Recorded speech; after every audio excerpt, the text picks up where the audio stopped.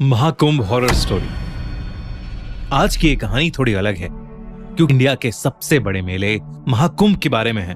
रौनक त्रिपाठी एक 19 साल का नौजवान अपने माँ बाप और बड़े भाई अमित के साथ 2012 में पहली बार इलाहाबाद के महाकुंभ मेले में गया था। महाकुंभ का मेला बहुत पवित्र माना जाता है और इसका अनुभव अस्तित्व को बदलने वाला माना जाता है, पर रौनक के लिए ये एक रिलीजियस ट्रिप से ज्यादा एक एडवेंचर था। उसने अपनी दादी से कई बार सुना था कि यहाँ देव और असुर दोनों के किस्से छुपे हुए हैं और महाकुंभ के समय संगम का पानी अपने अंदर एक अलग सी शक्ति समेट लेता है। रौनक अपने परिवार के साथ संगम के पानी में स्नान करने पहुंचा तो उसने देखा कि वहां हर तरफ लोग मंत्रों का उच्चारण कर रहे हैं और हवा में धूप की सुगंध है।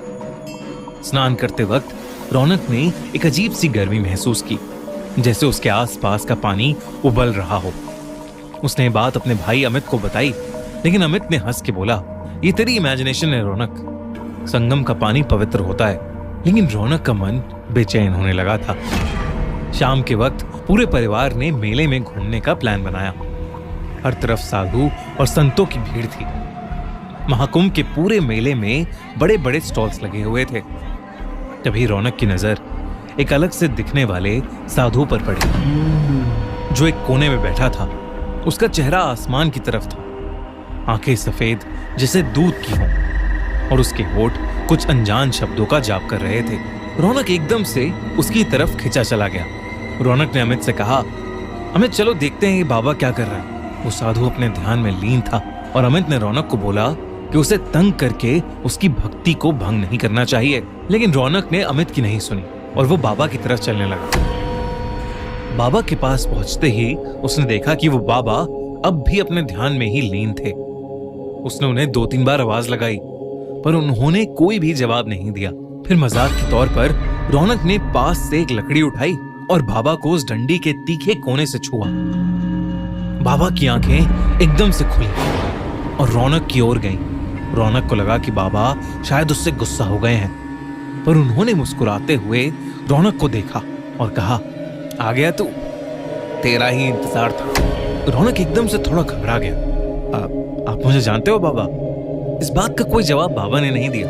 बस उन्होंने अपने गले से एक माला निकाली और रौनक के हाथ में रख दी। बाबा ने कहा, ये ले और रात को ये माला पहनकर सो जाना, कल तुझे सारे जवाब मिलेंगे। रौनक ने बिना कुछ सोचे उस बाबा से वो माला ले ली और वापस अपने परिवार के पास आ गया।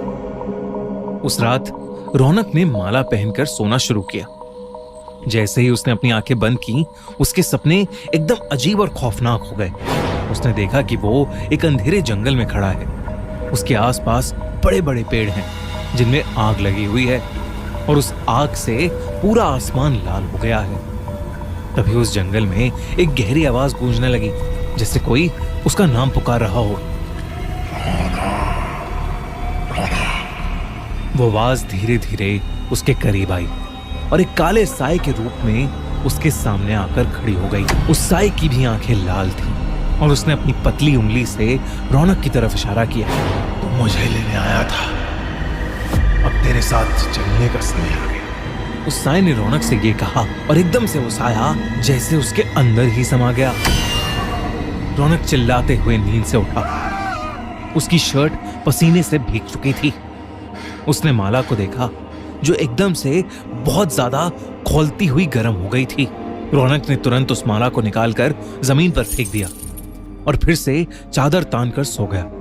अगले कुछ दिनों में त्रिपाठी परिवार के साथ अजीब अजीब घटनाएं होने लगी, जिससे रौनक के पापा की कपड़ों की दुकान में शॉर्ट सर्किट होने की वजह से आग लग गई। उसके भाई अमित को जॉब से निकाल दिया गया और उसकी माँ की तबीयत अचानक ही बेहद खराब रहने लगी। इसी बीच रौनक एक दिन अपनी अलमारी साफ कर रहा था और सफाई करते वक्त उसके होश ही उड़ गए। अलमारी के अंदर से उसे वही माला मिली जो रौनक ने कुछ दिन पहले ही फेंकी थी। उसने अपनी मम्मी से बात की तो उन्होंने बताया कि वो माला उन्होंने ही संभाल कर अलमारी में रख दी थी। अब रौनक को यकीन हो गया था कि जो कुछ भी हो रहा है वो शायद उस माला की वजह से ही हो रहा है। उसने इस बार उस माला को जाकर कचरे के डब्बे में फेंक दिया। अगले दिन रौनक अपने रूम में लैपटॉप पर कोई टीवी शो देख रहा था। तभी उसे ऐसा महसूस हुआ जैसे उसके ठीक पीछे कोई खड़ा है। रौनक ने पीछे मुड़कर देखा, पर वहां कोई नहीं था। लेकिन जैसे ही रौनक ने वापस मुड़कर देखा, उसके कमरे के एक कोने में वही लाल आंखों वाला काला साया खड़ा था जो रौनक के सपने में आया था। उसे देखकर रौनक इतना डर गया था कि उसकी आवाज ही नहीं निकल रही थी। वो काला साया धीरे धीरे रौनक के करीब आया और बोला, संगम, वापस आ जा।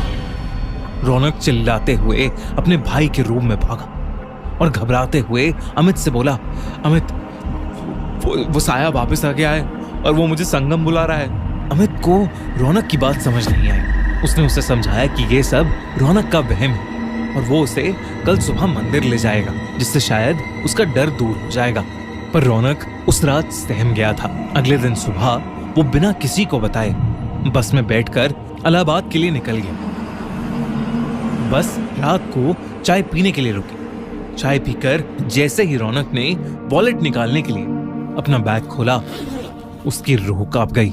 रौनक के बैग में वही माला पड़ी हुई थी। रौनक ने एक लंबी सांस ली और खुद को समझाया कि वो महाकुंभ जाकर उसी बाबा से मिलेगा और सब कुछ ठीक कर लेगा। और वो पैसे देकर बस में जाकर बैठ गया। पूरे सफर में रौनक को महसूस होता रहा कि वो काला साया कहीं ना कहीं उसी के साथ है, बिल्कुल उसके करीब। अगली सुबह महाकुंभ पहुंचकर रौनक सीधा भागकर उस मेले में उस बाबा को ढूंढने लगा। और जैसे ही वो बाबा उसे दिखे, वो उनके चरणों में जा गिरा और फूट फूट कर रोने लगा। उस बाबा ने गुस्से में उससे कहा, मूर्ख, अब क्यों आया है मेरे पास? तूने एक साधु की आराधना भंग की थी, अब तू उसका दंड भुगत। रौनक के आंसू रुक ही नहीं रहे थे और वो अपनी गलती समझ गया था। उसने उस साधु से रो रो कर माफी मांगी।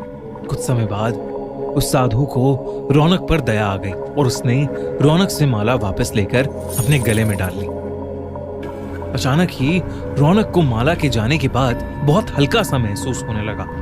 रौनक ने देखा कि वो काला साया बाबा के सर के ऊपर खड़ा है और कुछ ही देर में वो बाबा के अंदर ही समा गया। उस दिन रौनक ने एक बार फिर महाकुंभ में स्नान लिया और वो समझ गया कि कभी किसी भक्ति में लीन साधु को डिस्टर्ब नहीं करना चाहिए। घर आकर उसने सब कुछ अपने परिवार को बताया। धीरे धीरे उसके परिवार पर आई प्रॉब्लम्स भी दूर होती चली गई। रौनक और उसकी फैमिली इस साल प्रयागराज में हो रहे महाकुंभ में फिर से जा रही है। आप में से कितने लोग महाकुंभ के बारे में जानते हैं? और अगर हाँ, तो कितने लोग महाकुंभ में जाने का प्लान कर रहे हैं? हमें कमेंट सेक्शन में जरूर बताइए।